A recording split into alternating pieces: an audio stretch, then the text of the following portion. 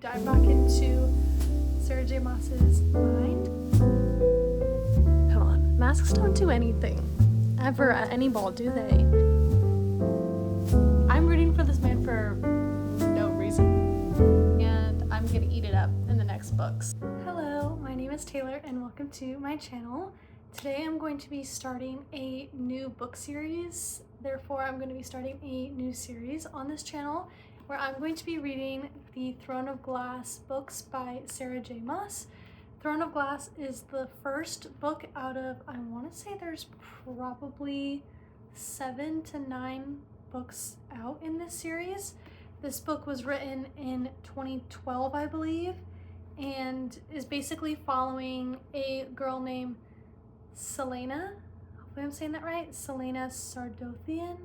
I'm gonna have to look up a lot of these pronunciations because I just read the first chapter and I'm already probably butchering so many of these in my head. The summary on the back says, in a land without magic, an assassin is summoned to the castle. She has no love for the vicious king who rules from his throne of glass, but she has not come to kill him. She has come to win her freedom.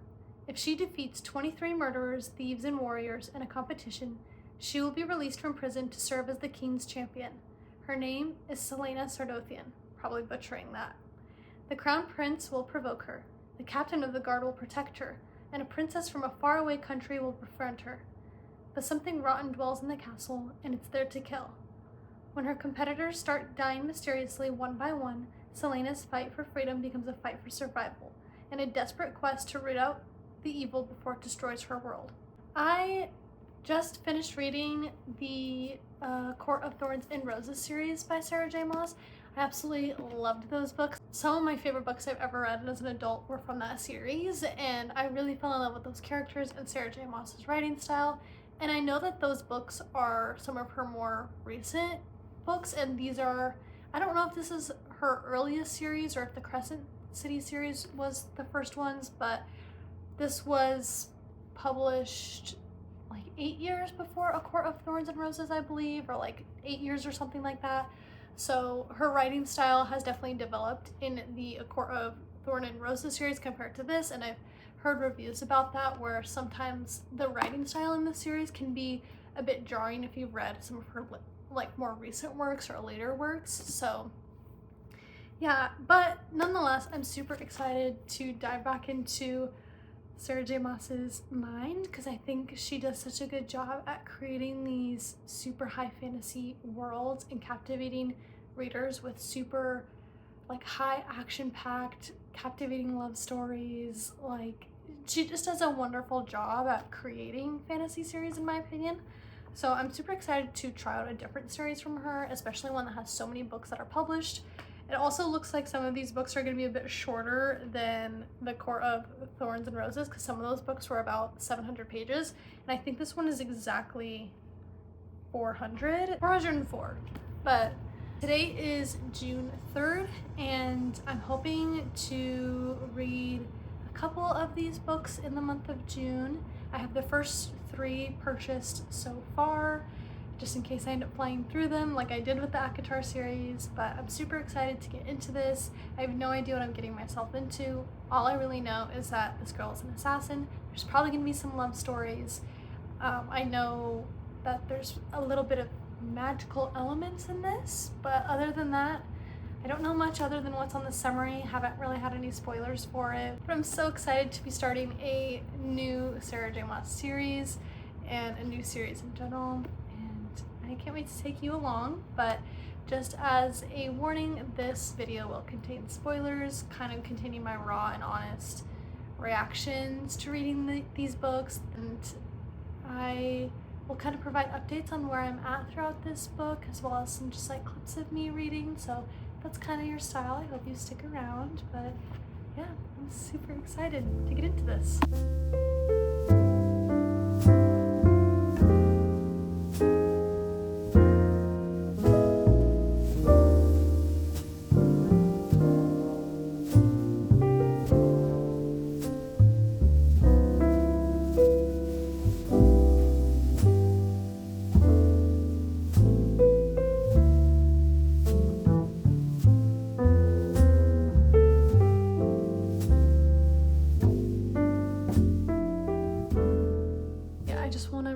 quickly give some of my first thoughts. I am now to chapter 5, page 28, and I already have a feeling that I'm really gonna like Cole.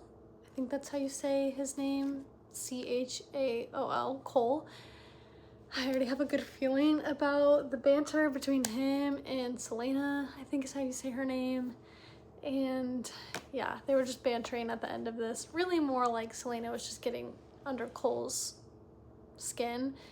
And they are out of the castle, palace, they're beyond the gate, and basically Celaena is on this quest to defeat these other assassins, other thieves, other warriors, murderers, like it says on the back of the book, to basically win her freedom. And she will have to act as the king's like personal assassin basically for, it was going to be 6 years, and then the son of the king, the prince, was like, I'll do 5 years.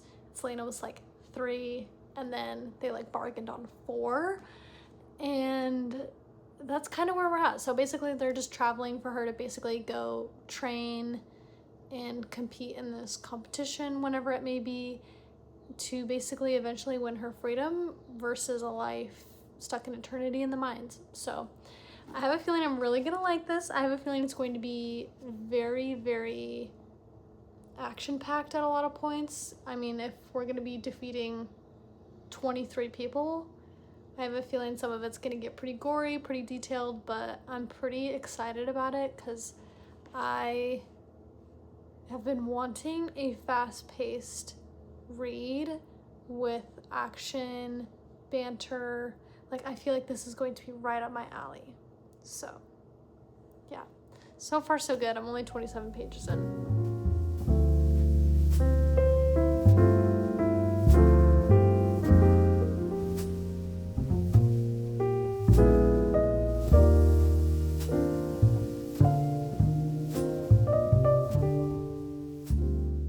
It's been a very long time since I've made an update for this book, and I wasn't even sure if I was going to end up filming a video as I was reading this, simply because I am trying to put less pressure on myself to film while I'm reading and try to capture reactions to things and end up making a super long video on a lot of just those reactions and my thoughts on it. But I figured I'm just gonna keep continuing on with this one and just be honest about that and making sure that I'm reading for the fun of reading and not to create content. But anyway, I want to share my thoughts. So I think the last time I made an update, I was on page 28, and it was, I think, June 3rd. It is now June 19th, and I am on page 240. So I'm actually reading this slower than I anticipated, but when I do pick it up, I find myself easily reading and wanting to kind of go to the next page. But I'm having this issue where I know that I could easily fly through these books. I know that I could, and that I could just binge them like I did the ACOTAR series, but part of me is afraid that I'm going to end up loving this series and I'm just going to fly through this, and there's nothing wrong with that, but there is this special thing in kind of holding out and taking your time with a book when you know it's good and you're just enjoying being in the world. So yeah, I figured I'd provide an update. So the tests have begun. It started off with 23 assassins, 24 assassins, or competitors, all trying to be the champion for the king. And at this point now, there are 13. They just finished, I don't know what test this was, but it was the poisons test. And we've also learned a lot about Celaena's place in this world in the book as this former assassin, Adarlan, I don't know how the heck you say where she was from.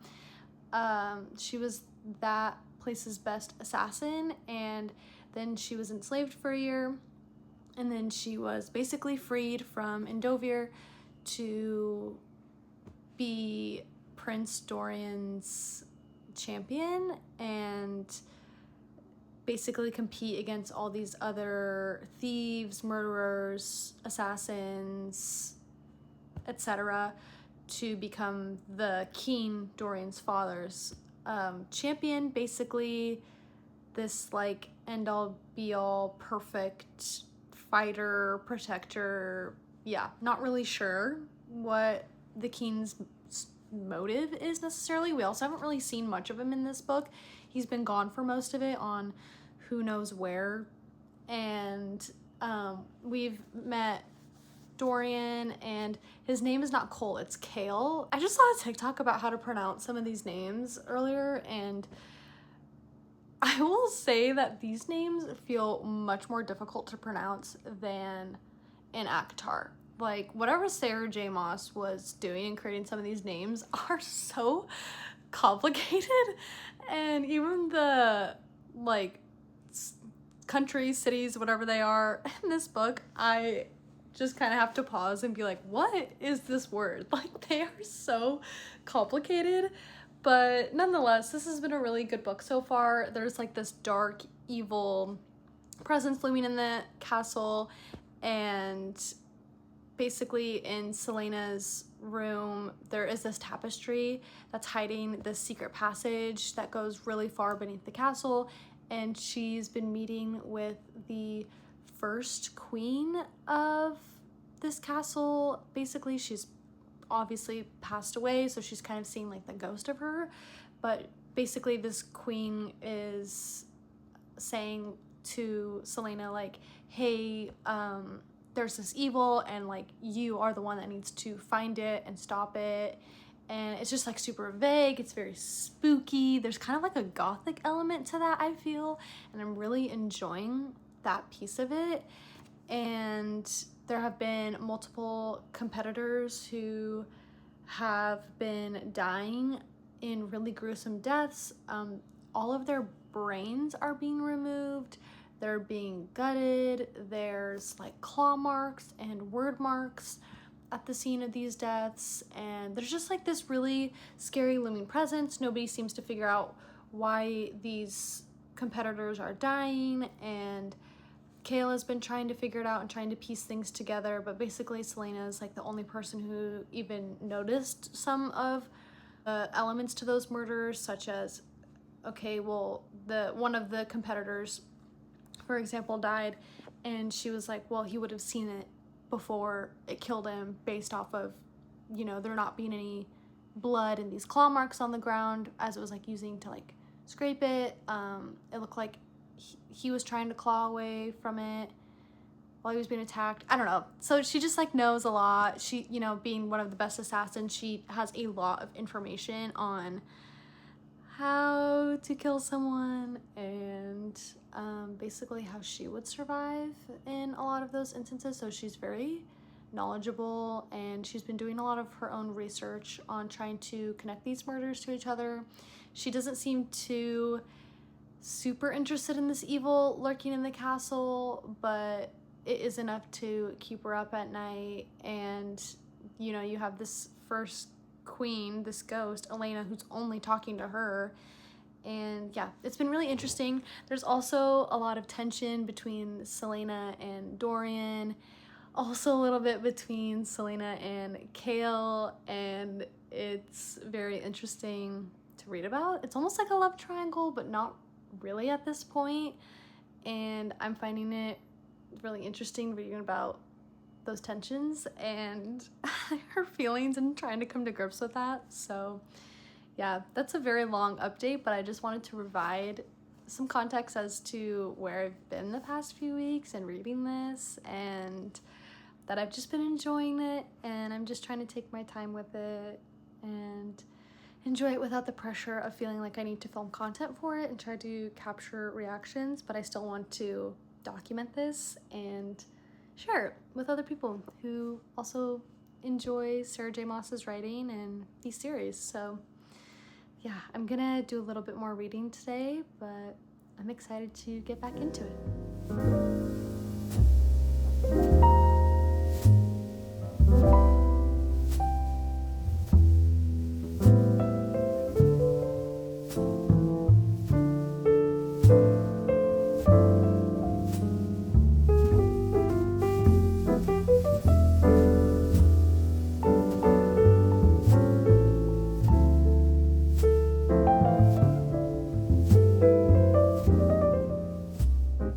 Okay, I am on page 287, and Selena is about to go to the Yulmus ball, and I guess we're gonna get everybody's reactions to seeing her, because it's a masked ball, but come on, masks don't do anything, ever, at any ball, do they? No. So a lot could go down. I'm not sure. I'm nervous. I'm excited. I love when the female main character gets dressed up and the love interest just like doesn't know what to do with themselves. So it's gonna be good, I think.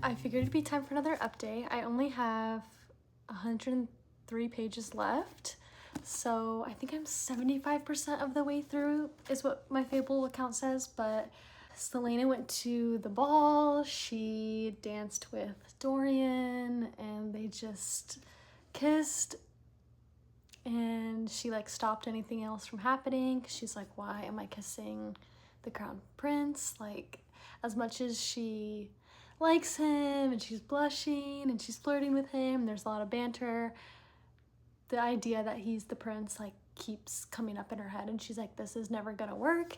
And Dorian, in his mind, is like, I'm gonna make this work somehow.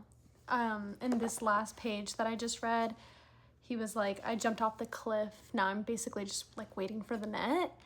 And Chaol, no, I'm rooting for this man. Like, I'm rooting for this man for no reason, basically, at this point. I don't know why I keep comparing this book to ACOTAR, and every time I think of Dorian, I think of Tamlin, and every time I think of Chaol, I think of Rhysand. Or Rhys, or however the heck people want to call him. Because I heard that after I finished that book, that people call him Rhysand. People are calling him Rhys. No, it should be Rhysand. Like, yeah. Anyway, that's not this book. But I really like Chaol, and he was telling Selena, like, I would dance with you, but there's like basically like a lot of onlookers, and you can dance with whomever you'd like. And she called him handsome, and they were like holding hands until Dorian came over. And so basically she ended up dancing with Dorian at the ball all night, and he like was at her rooms, and they kissed, and she stopped it, went out on her balcony, and she was like kind of waltzing and blushing, and Chaol was down below in the garden looking up at Selena, seeing that she was blushing, and he knew that it wasn't about him, it was from Dorian. Still, he watched until she sighed and went inside. She never bothered to look below. I'm really rooting for them on the basis of literally nothing other than that he's not the prince. He is the bodyguard, I don't even know what his official title is, like captain of the guard.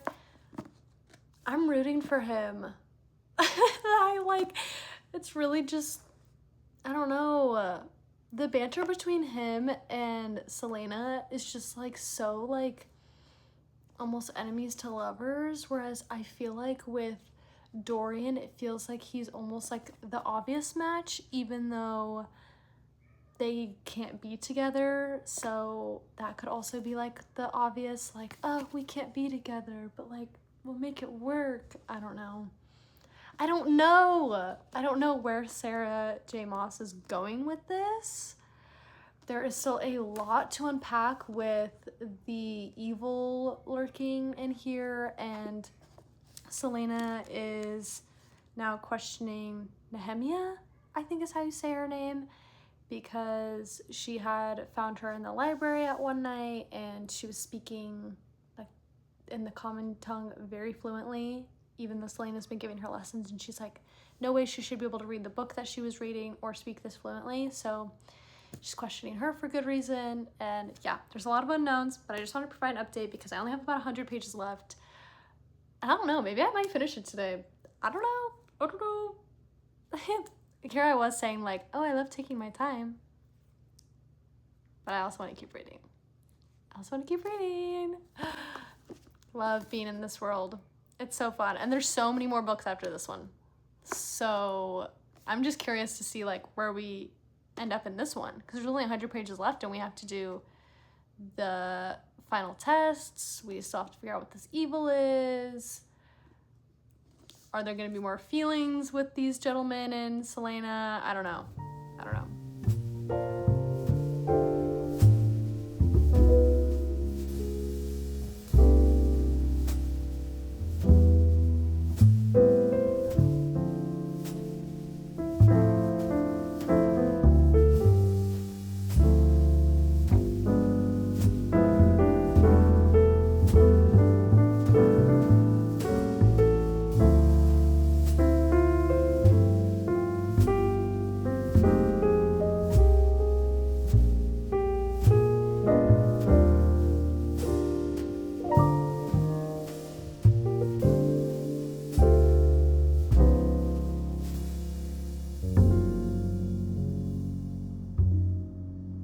Okay, I have just finished the first book in the Throne of Glass series.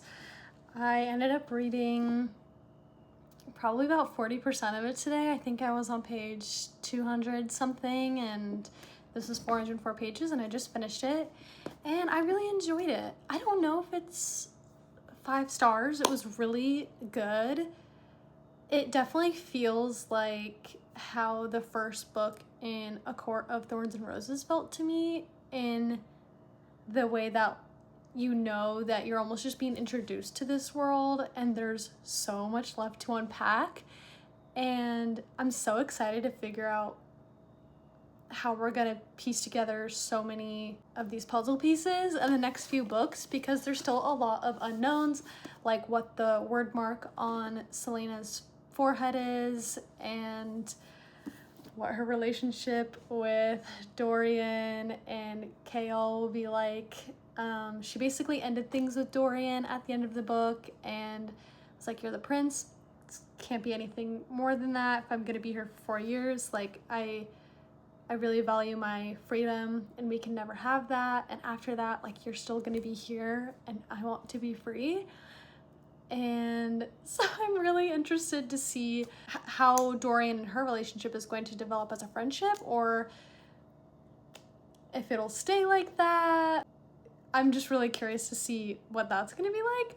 But most importantly, I'm excited to see what Celaena and Chaol's relationship is gonna be like, because there is a tenderness there. There's such good banter, and I'm gonna eat it up in the next books. And I hope that something develops between them, because we can't just tease it and then like not have the feelings catch, because she even alluded to saying that it felt like there was a golden chain between her and Chaol in this book. So I love a good mate story, a red string theory, any ties of fate.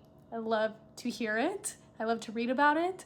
So I'm really excited to see how that's going to develop. Nehemia ended up coming in clutch. We found out that she basically knows what word marks are, how to use them.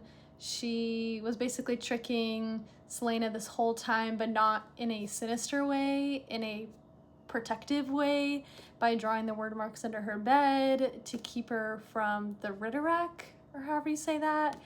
And yeah, there's just a lot to unpack there and a lot of relationship dynamics. And this book is definitely very open-ended in the way that we know that Celaena just signed her 4-year contract with the king, and he also told her that basically if she doesn't comply or return from a lot of those missions, like Chaol could die, Nehemia could die, her sisters, her mother, basically many people are doomed if Celaena does not heed the king's orders. So that's really interesting.